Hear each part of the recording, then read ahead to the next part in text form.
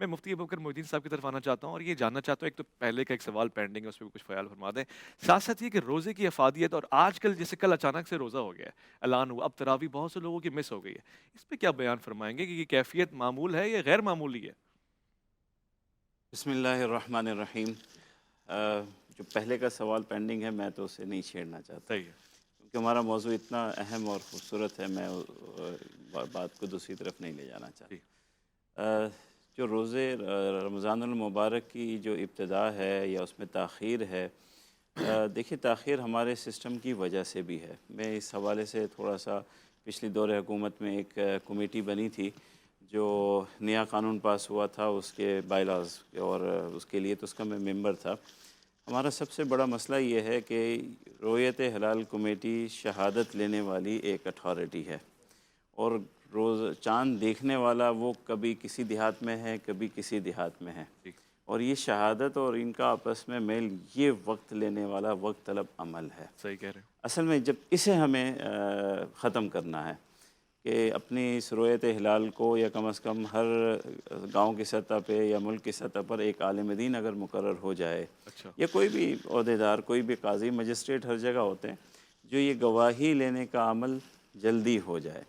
اب گواہیاں ان کے پاس آ گئی، اسے پرکھنا، اور ظاہر ہے جس نے چاند دیکھا وہ تو 7:55 آخری وقت تھا، جی وہ تو دیکھ لیا، اس کے بعد تو وہ دیکھ ہی نہیں سکتا۔ صحیح اب اس سے لے کر کے 10:30 بجے تک کا جو وقت ہے، وہ نظام کے اندر خامی ہے۔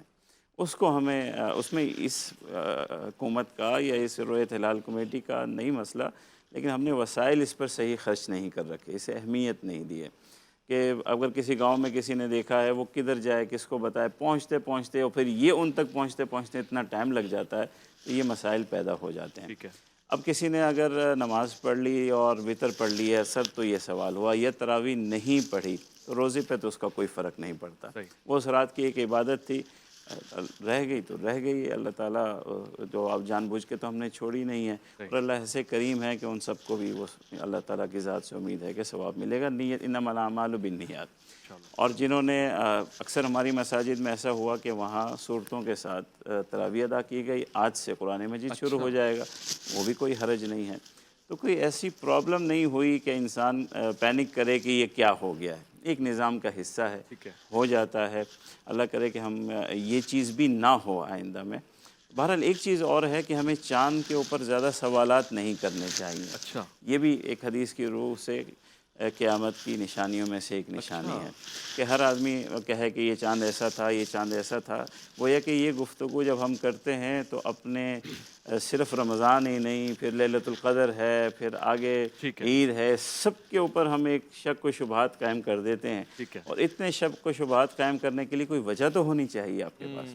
بس صرف دیر ہونا تو کوئی وجہ نہیں ہے۔ آپ پوچھے تو صحیح کہ دیر کیوں ہوئی ہے وجہ ان سے، فرمایا آپ نے، وجہ فرمایا، تو دیر کوئی تاخیر وجوہات ہونی چاہیے۔ بہتر ہے۔ تو میرا تو خیال یہ ہے، میں اپنے تمام احباب سے ٹھیک یہ ہے۔ گزارش کروں گا کہ ٹھیک ہے۔ اس چیزوں سے دور رہیں۔ اللہ کے رسول صلی اللہ علیہ صلی وسلم اللہ علیہ کا ایک طریقہ کار اور رسول ہمیں دے کر کے عبادت گئے پہ ہیں، توجہ دیں۔ توجہ دیں۔ بہت بہتر۔ اور پھر یہ قاضی ہے، قاضی نے غلط صحیح بھی فیصلہ کیا ہمارے حق میں، وہ صحیح وہ ہے۔ اس نے جب فیصلہ اتنی کیا، رحمت ہے دین میں صحیح ہے، تو بہتر ہمیں ہے، فکر کرنے کی پھر کیا بہتر ضرورت فرمایا ہے۔ آپ نے۔